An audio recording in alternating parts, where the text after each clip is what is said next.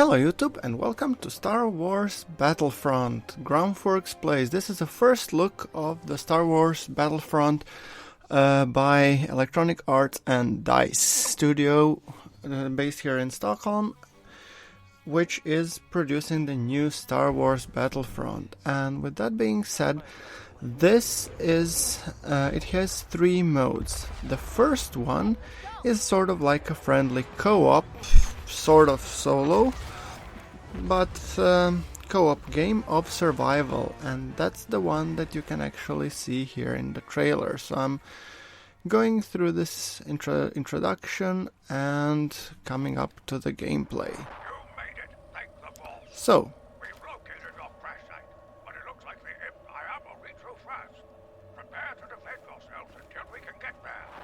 okay, so Admiral Akbar is talking to us, which is beautiful.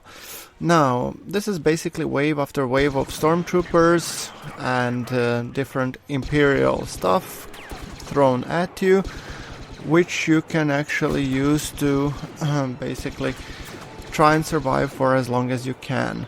From what I've heard, it will be like 15 waves in total but in beta we only have 6, so some people I saw were mentioning or complaining that this is a little bit too easy, but then again we only saw like 6 waves. We don't know how it will look until wave 15. So I think that the game does a good job of capturing this Star Wars look and feel. I really like the fluidity. I mean, I was able to play with 60 frames per second on almost max settings, which is really beautiful. I do have a beefy machine, but then again, it really adds a lot of fluidity. I mean, I have played it also on PlayStation 4. Apparently it's coming out also for the Xbox One, but then again, this recording has been done on the PC. So this is basically either solo or co-op, shooting wave after wave of increasingly more difficult soldiers. So let us see how it looks when the situation gets a little bit more dire. This is me basically trying to fight off an ADST walker and yeah, doing a piss poor job of it. So now I'm trying to see if I can pick up any power-ups and try to actually do something against this guy, which is basically blowing my cover and threatening me to blow me to oblivion. Okay, that being said, let's talk a little bit about feedback from the beta. Some people were, since this is being done by the same studio that's doing the Battlefield series, some people were expecting a reskin Battlefield, and DICE clearly stated that this is not the way they want to go with the Battlefront. They want to have this to have a life on its own. That being said, there are some plus and minuses. I actually think gameplay-wise, it's fun. Graphic-wise, it's beautiful. Sound design, they definitely do capture the feeling of being in a Star Wars game. So, from that perspective, I have no complaints whatsoever. From the other side, I think that this it could use a little bit more work in terms of spawn points and in terms of a little bit AI. Now, second map is Drop Zone Sallust, and this is basically sort of like not really capture the flag, but the drop pods are pods are dropping from the sky basically, and you have to claim them and defend them for a while. So first you come to the pod, you claim it for your own faction, with whether it's like Rebel, Alliance or the Empire, and then you defend it. And after you defend it successfully, it should spawn 3 power-ups.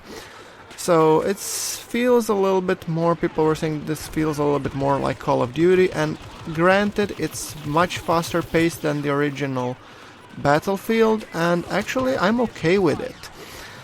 I like that it's a little bit change of pace from this massive conflicts, etc. And I like the fact that it's a little bit more close and intimate. So what I'm the map that I would really like to see maybe in this mode would be like the map from the original Battlefront, which was Bespin, the Wind City. I think that one would be really fun to play in some sort of this mode. Also, DICE went overboard in doing the subtle nuances.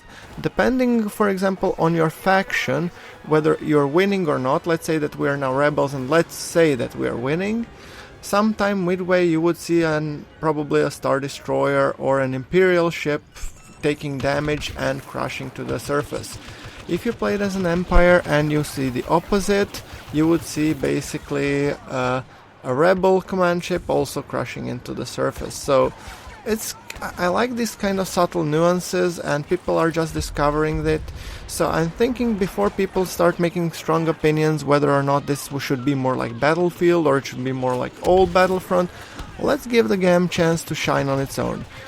Granted, I'm thinking spawn points should be fixed, because I think we should be able to select spawns as you did in Battlefield. I think it's a better idea than having 2 or 3 cyclable spawn points, because you cannot really play it as a squad-based game. You're just playing it as like random pawn who is just doing things on its own. So not that much teamwork encouraged, especially if you play with only one friend and want to talk on like TeamSpeak or PlayStation communication. So, however, what I do like is the idea of power-ups as opposed to the vehicles, and this will more especially come into play, and I'll comment it more on the Hoth map.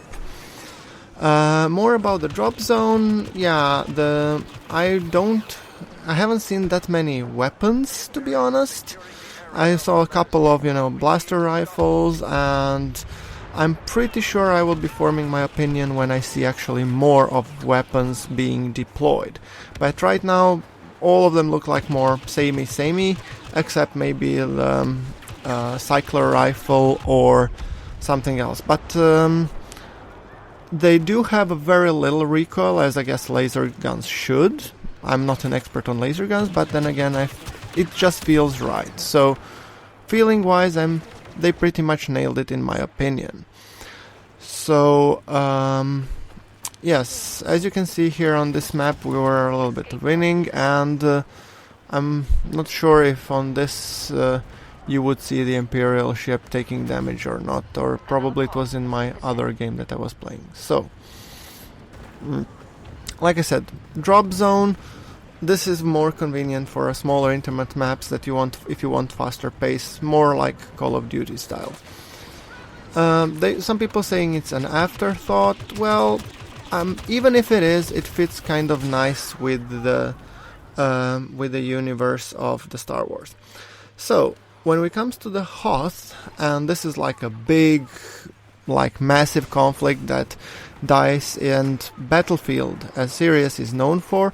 Even in the old Battlefront there was a Hoth map and you had lots of bots, so it was feeling of a massive conflict. And the biggest gripe or the complaint I have with this is the smaller amount of players. I think it's overall 20 versus 20, so it's I think 40 players on this one in total, and I think it's a little bit too little. It does feel like there's insufficient amount of players given this map size, but I would really want to have this like massive epic scale, like where everything is going just crazy. So like maybe like 32 versus 32 at least, and maybe even 64 versus 64. So you really get a feeling of a massive battle. Also, here is the first time that you're actually introducing that you're using power-ups where you can play as vehicles, where you can play as like heroes, which I thought was incredibly cool. And despite the fact that I originally in Battlefield games like to be able to go to the vehicle and pick it up, let's be honest, walkers are just massive hulking behemoths, especially the AT-AT ones, and having one player being able to control that massive amount of firepower until it's blown up, it just doesn't feel right. So power-ups, I feel that they're like sort of like a compromise, where you are granted a walker for a certain amount of time, okay, for the 80 STs until you're destroyed, and they're not that super hard to destroy, but for the 80s, I think it's fair that you get a temporary allocation of its resources, and then it's again up to you how to use it. Now, people have been complaining that this map is massively overpowered in the benefit of the Empire, and I tend to disagree. I have been, initially it was my thought, but I think it's due to the players not knowing how to play this map and how to collaborate. In the recent matches, like yesterday, I have seen more and more cases of people actually playing very good games and winning as rebels very frequently, because it just requires a more goal-oriented team play, which I'm perfectly okay with, especially like on this map. Let's not have a free-for-all and just do a massive shootout, but rather let us unite and try to take down the walkers as a common goal. So the rebel side goal is to keep the uplinks online for as long as possible, because the more uplinks and the longer uplinks online you will have more Y-wings coming in and disabling the AT-AT walkers, so that the players and everybody else can hit them as hard as possible, using either like X-wings, land speeders, orbital strikes, and whatnot.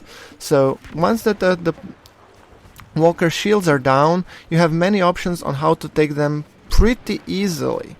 For example, speeders can use tow cables, which is a little bit nice minigame, very true to the original, Star Wars universe, or to the Empire Strikes Back, which I really liked. And the orbital strike is massively powerful, and it helps you also to deal massive amounts of damage to the walker, as you should. So, no complaints from that page. I think that rather people were just, crying that this is massively overpowered. I tend to disagree. I think it's fairly balanced, but more and more stuff will be uncovered as we play along these maps. I've had a chance to a little bit test and play also as an Empire, play with different walkers and heroes and all that stuff. And what I can tell you is, heroes, they're pretty powerful. They feel a little bit clunky on the battlefield, I'm not sure exactly, but then maybe it's me not knowing how to play them. And just playing as a walker, you get this massive behemoth, especially the AT-ATs. I think you'll be able to see me play both hero, which is Darth Vader, and the AT-AT walker shortly. But then again, like I said, I'm pretty terrible in terms of playing the heroes, so yeah. So it feels incredibly cool to be able to play as the heroes, and I think DICE nailed that on the head correctly by putting it as a power-up rather than the actual infinite sort of like time-based power-up. So here you can see me trying to take out some people, but having more troubles than I originally anticipated. I'm still not getting used to the controls and stuff. So yes, the Empire's task is obviously to keep the AT-AT walkers alive until you can reach the shield generator, thus effectively blasting it. So, and you do that by shutting down and guarding uplinks. As you can see in this game, rebels were already having 4 Y-wings hitting on the walkers, which was a little bit disconcerting, especially when we were playing the Empire. And you can see here me doing a piss poor job of playing Darth Vader. So, I was tempting to say bad, but piss poor more actually accurately describes it. So, so vehicle spawns, feeling, power-ups. Yes, the only game that I'm pretty much sucking at when it comes to the Battlefront is the air game. I really am not that good in terms of flying these small guys up. Okay, so that being said, here's the final shots of like playing as AT-AT and just dealing massive havoc on the battlefield. Yeah, so guys, this is pretty much brings us almost to the end of this review. I really like the game. I'm very excited to see what DICE will do with it. And to the old people, naysayers saying that this is not exactly, I say give them a chance and let's see how it will turn up in the end. So, thank you very much guys for watching. This is Groundforks signing off from the Battlefront.